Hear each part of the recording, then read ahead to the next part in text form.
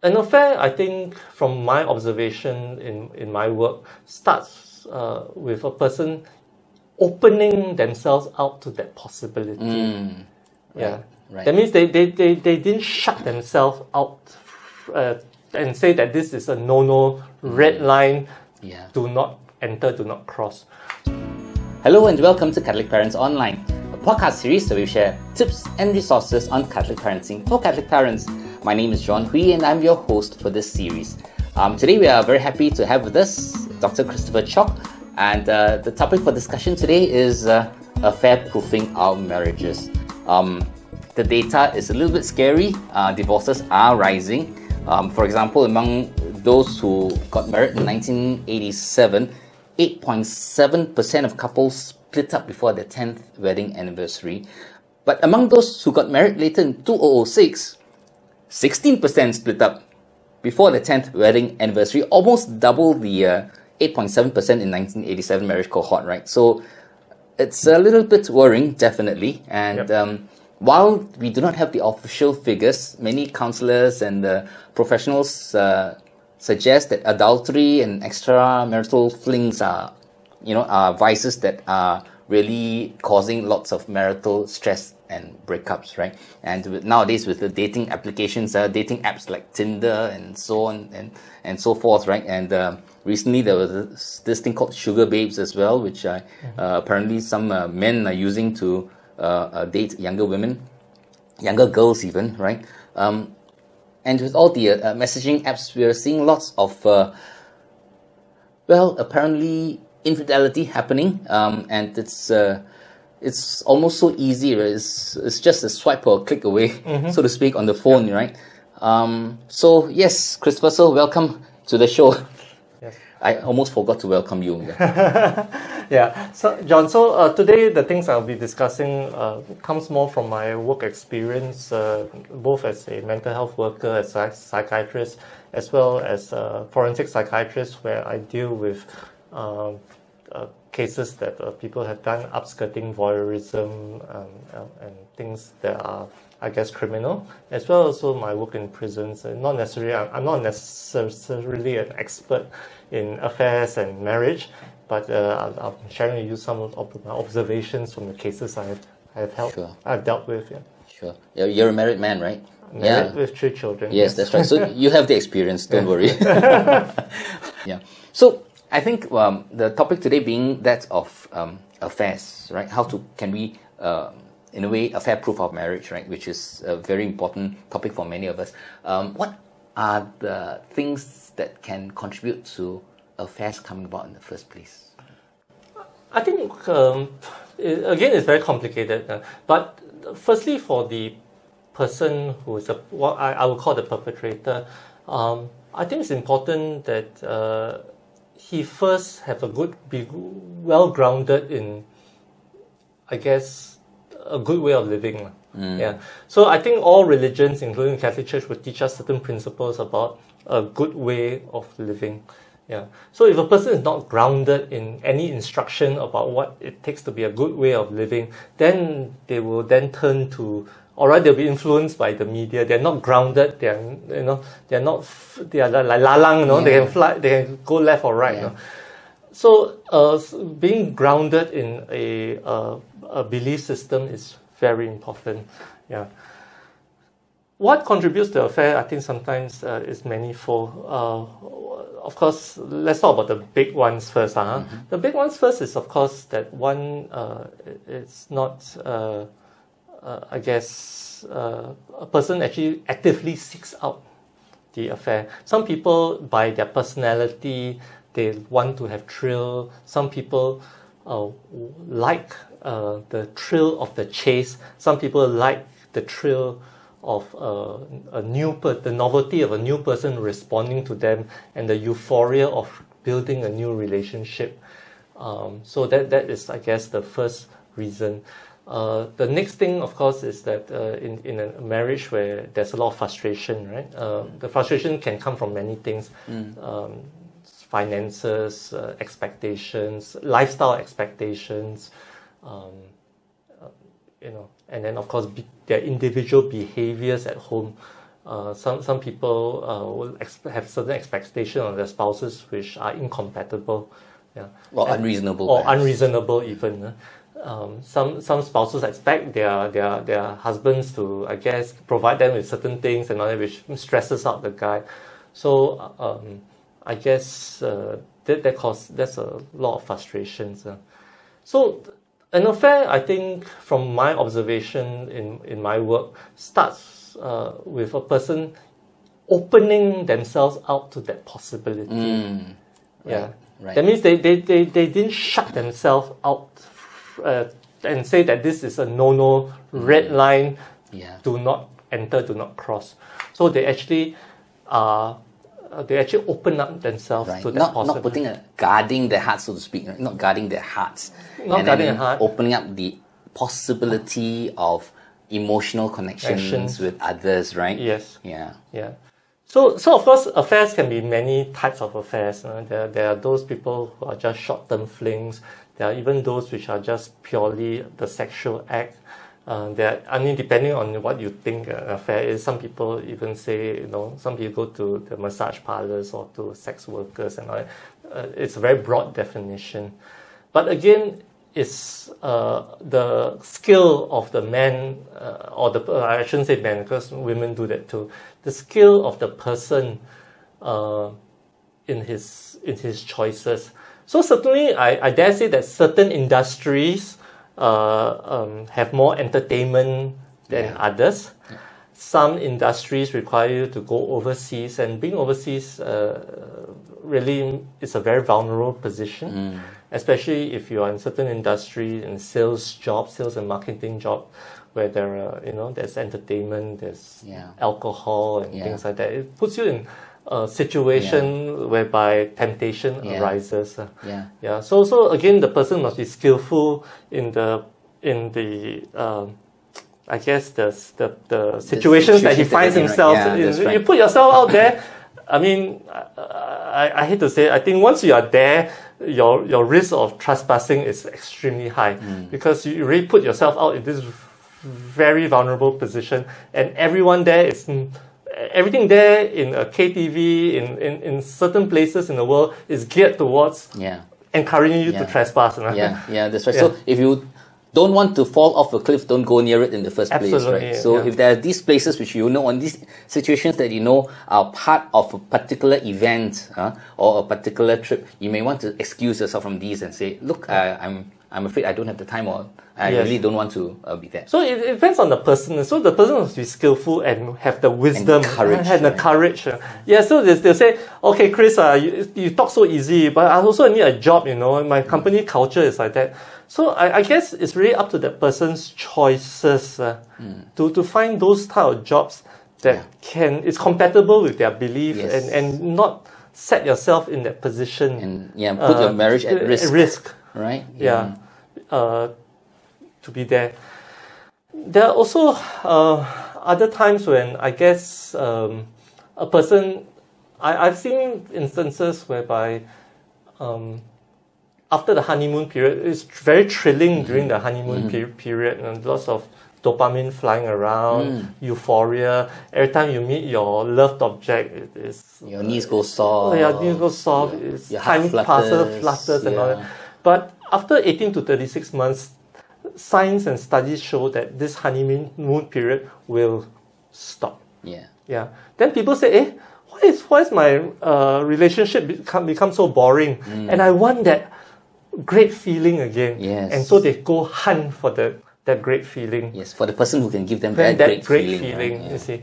So I guess this is yet another reason why people have affairs. And of course, I've seen other situations whereby within the family circumstances, there are difficult situations. Maybe, for example, there is a special needs child in the family.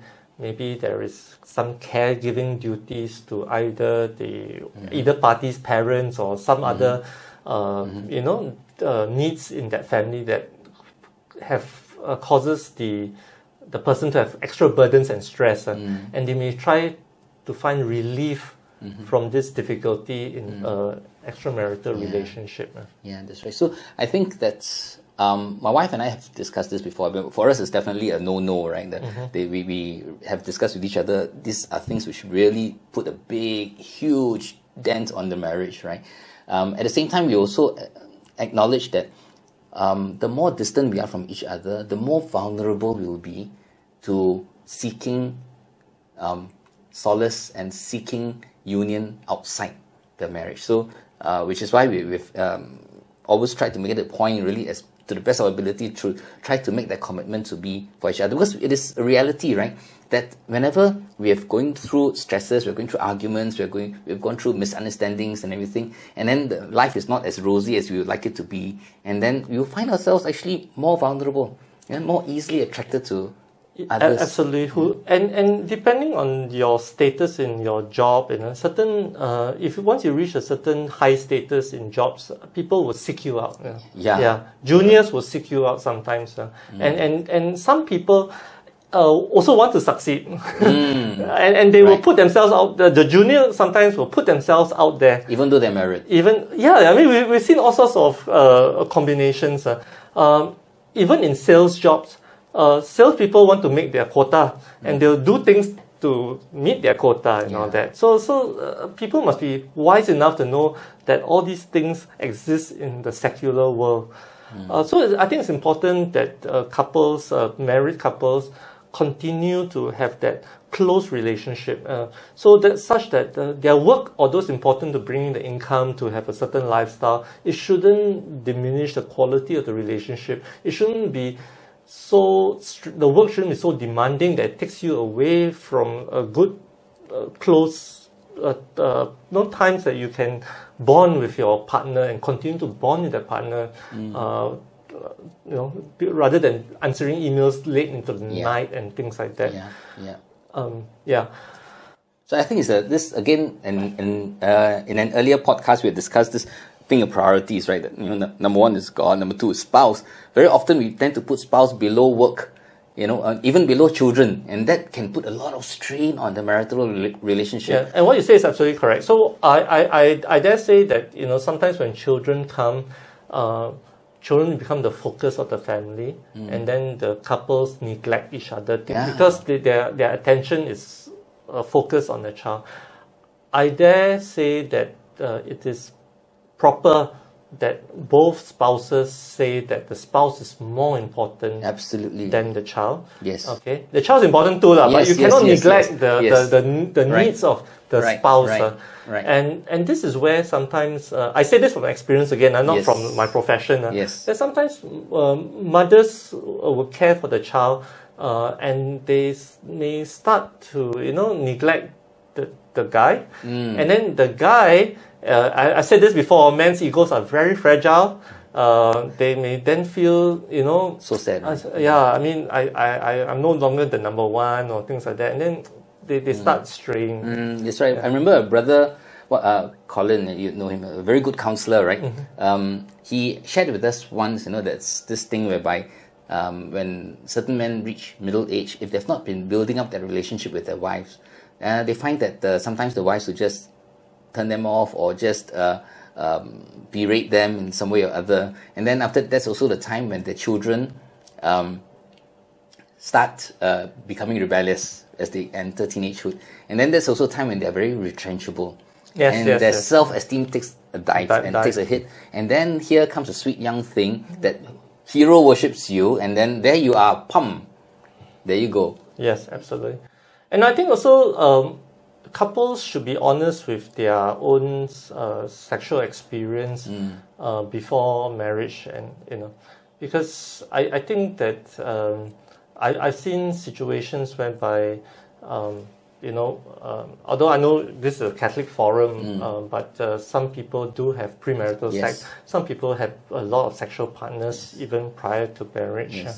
And I think one should be honest about this and discuss this and see whether this will work for them, because maybe a person, when we enter marriage, they have certain expectations about the conduct of the other person, and when it's not within your expectation, then I think a lot of people may have suspicion, jealousy, possession, or even revenge. Yeah. So some people want to even the score. Yeah. Fatal attraction. It's fatal attraction. Like let's say one partner maybe had 5 partners or 6 partners before, and the other only one had 0 or 1.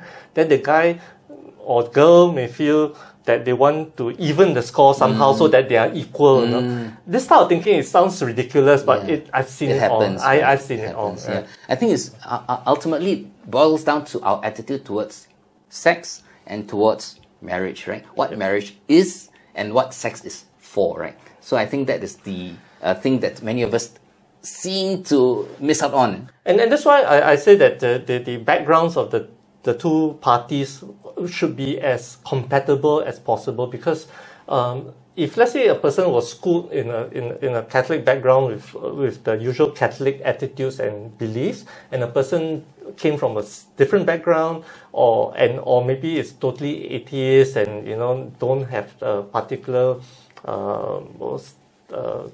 instruction of what makes a good life, then the attitudes may be very, very, very different. Yes, that's right. So important that we really discuss these and really be upfront with each other before getting married.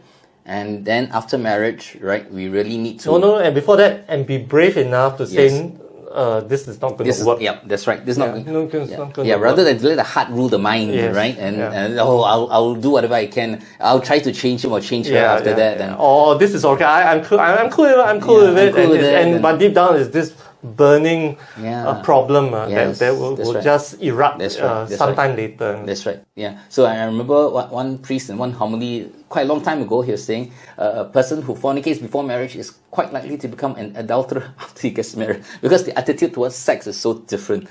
So he was saying that we really need to discuss all these. We need to get it up front, and we need to get it properly worked out, and we need to really correct our ideas about sex and marriage before we actually get. Yeah. And if the attitudes are, if you detect in your discussion that your attitudes towards sex, having partners, and of course the big pornography thing, and of course even this idea about termination of pregnancy and things like that, all these things, if not discussed beforehand, I think if the ideas and attitudes are too incompatible, then I think it's hard to reconcile this after marriage. I think, it's very important that I think for individuals who are making and discerning that decision as to whether to marry a person or not, important for them to pray about it, discern about it, think whether the person is really compatible, and importantly, I think, to discuss even with others, who are third parties who may have a clearer view of the relationship and the person, including their own parents. I would caution everyone who's in love to consult their parents, their best friends, whatever, about their decision, because when you're in love, dopamine blinds you. In other talks that I've given, I always say dopamine makes you dumb. Because that brain chemical is so powerful, powerful to shield and blind you from all the faults in the other person. That's right. And when after 18 to 36 months this thing stops, then the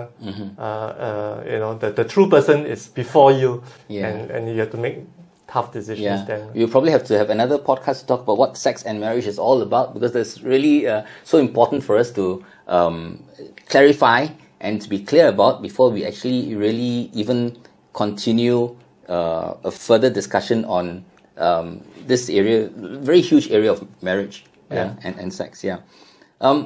So okay, we are very clear that of these things that can possibly contribute to a breakdown in the relationship and contribute to the possibility of affairs happening. Now, what can spouses do if they find out that, or suspect, probably even find out that the spouses have been unfaithful to them, which is not uncommon? This is a very tough question, and I think if one discovers that the partner is having an affair, I think one should be honest and be brave enough to confront the situation. And I guess discuss what to do with it, because different couples are different.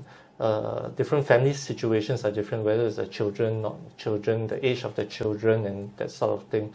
at different stages of a family's progress, your decisions may change. Yeah. But I think that if you don't confront or be honest with it, then it's just going to slowly tear you apart. I mean, it's just a very it's painful. It's painful, ugly, and I think first of all, I think it's important for us to acknowledge, and sometimes even before confronting our spouse, we might want to speak with the counselor first. And yes, you need to sort out your own position, because every person is different. So every person is different. But I think before you confront, I guess you have to sort out your own position first. And really seek the support that we need, because I think it's a very painful journey. So besides getting counseling, we might need the support of close family, friends, and who can actually support us through that. And then as we continue that engagement with our spouse who has been unfaithful, right? It's tough. It's very tough. It's very tough. It's very tough. Very tough. But really, all the avenues need to come in to really support each other through this journey. Yes. I think this is really when the call to forgiveness is something which is really tough, but called for. But at the same time, we must acknowledge that it is not easy, and we need to really pray for it. Yeah. Yes. Yeah. Maybe one other thing that we haven't really spoke about is the big P word, the pornography part. I think this pornography thing is a big issue in today's society. Starting from from the time that the guy is not married yet, he would have been exposed to pornography, and this kind of like shapes the way the person's view about sex is about, or what sex seems to be like. And certainly in real life, it's probably not the same behavior that you're going to see in a bedroom compared to what you see on screen. But more importantly is that once a person is married, right, if a person continuously indulge in pornography, what happens is that the pornography will definitely stimulate the mind. And it makes you wonder, is there more out there, or where can I get this thing that I see, that sort of thing. So all these things will contribute to your risk of doing all sorts of unfaithful things. It may not be an emotional affair. It may just be, that one night stand. It may just be that you're going to get gratification at the KTV or the massage parlor, that sort of thing. Because you're always wondering, or you're stimulated by the the pornography that you watch. So I would really caution people about indulging pornography. That's right. It's a huge big problem. I see that in the couples I see in the clinic as well. And for those listeners who would like to, actually, Christopher and I did a podcast on pornography some time ago. I'll put the link to that podcast in the show notes here, so that you can refer to that, because it's a whole big topic in itself, and which we would encourage you to actually look at. Okay, so I think as we move towards the end, I would like to perhaps ask, how can couples, right, as we try to affair-proof our marriage, what can we do to really enrich our marriage? Because that would be one good way of affair-proofing our marriage, right? I think that, again, just as we talked in an earlier episode about parenting and all that, I think we also need to educate ourselves into how to maintain good relationships. Because certainly it was not taught in schools. And I'm sure most parents don't even discuss this with their children. Right? But I think it's important to learn about what makes human relationships work. You have mentioned before about the 5 love languages. I think that's a very good model for our audience here. The 5 love languages means that every person has their way of expressing love and their preferred way of receiving love. It could be through action. Some people like words to be said to them. Some people express love through their action, bring practical help. Some people give gifts. So I may have a certain love language. My partner may have a certain love language. more important is to understand your partner's love language and express that love language in that way that your partner loves. Yeah, that's right. So if your partner is a gift person and likes to receive gifts, but you are I will mow the lawn for you person, so mowing the lawn for your partner doesn't make her feel loved. Start shopping. Yeah, so start shopping. Yeah. Go online, you can get quite a few good deals. But if I am a mow the lawn person, then my partner may want to wash the dishes for me. Yeah. Service, right? A service, right? Yeah. So the idea about the 5 love languages is that you attempt to understand the other person's love language and express love in the other person's language, and the partner reciprocates by trying to understand your love language and express it to you. Yeah. But the whole idea here is about connection. Yeah. About this idea that the two parties understand each other and wants to bridge and be empathic to each other's needs. So, and then we must always constantly nurture the relationship. It's important to, even once you're in marriage, always try to have date nights, always try to protect the time with yourself. Even with your kids, of course, when you have young kids, if you can negotiate with your in-laws or your parents to, maybe have some care, take care of the kids, and so that the couple can have a date night and things like that, so that you are always there for each other. Yeah, I think talking about the 5 love languages is really a way of trying to speak the love language of our spouse, all right, in order to help our spouse feel appreciated and loved for who he or she is. But I suppose at the end of it all, it would really be living out the gospel of loving as Christ loves, being a gift to our spouse in the way that our spouse will appreciate. Yes, and also on a very practical note, I mean, especially for the guys, always never, ever forget your wife's birthdays. Anniversary! Yes, and never, ever forget anniversary. Or die. Yeah, these are really these are real deal breakers and that sort of thing. Put it into your calendar. Really send yourself emails. Always put the alarm on. Or these, and absolutely. Put the alarm on 1 week before the actual day. That sort of thing. Because these on the actual day. And on the actual day, because these are so important. They are really so important to make that relationship work.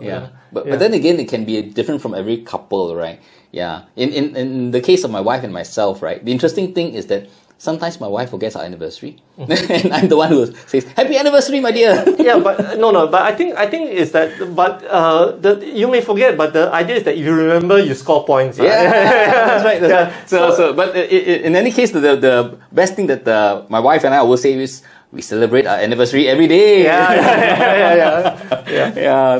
how it is. Yeah. So I think that ultimately it is really important to, I guess as we end off this episode, we just want to summarize it by saying that we want to be a gift to our spouse, and we want to make sure that we love our spouse, as Christ loves His church, right? As St. Paul says in his letter to the Ephesians.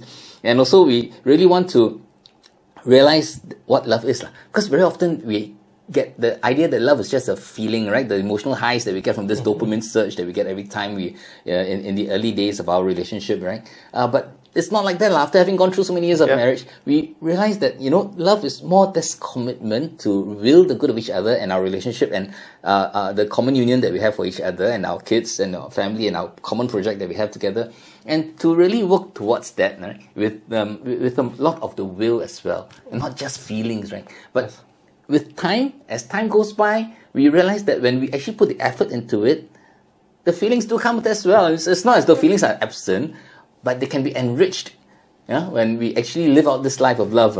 I think initially you would say that there's the euphoria, the thrill, and the happiness, the joy. But once a marriage goes into a more stable phase, I think sometimes it is about not wanting to hurt the other party, because the other party has journeyed with you and done so many things for you already. Is this, I guess, this idea of gratitude, that a person has sacrificed their life and their opportunities for you. And if you can recognize that, acknowledge that, I think the other party will be very happy. really making that commitment to make it work, and avoiding the situations that might jeopardize our relationship, right, and possibly exposing us to the risk of affairs outside the marriage. Absolutely. Yeah. Okay. Well, any other last words of advice that you'd like to share with our couples before we end off? I think I dare say that always try to express your appreciation and love for each other as often as you can. Words of a wise man. Yeah. Yeah. Okay. That's a very quick but very good way to summarize it all. To really express that appreciation and the love for our spouse. Yeah. Okay. So great. Thank you so much, Christopher, for sharing your insights in this podcast. I think probably following up on this, we'll probably do one episode on really living out the marriage as Christ loves His church. So that will probably be a follow-up to this podcast. Yeah. So with that in mind, I'd like to thank Christopher once again for spending the time with us, and Dr. Christopher Cheok is a psychiatrist, a senior consultant and chief of the Department of Forensic Psychiatry at the Institute of Mental Health. And once again, we've had the opportunity and the honor of having him to discuss with us a very pertinent topic for all of us: how to affair-proof our marriage. So till we meet again, take care and God bless you and the family always. Bye for now.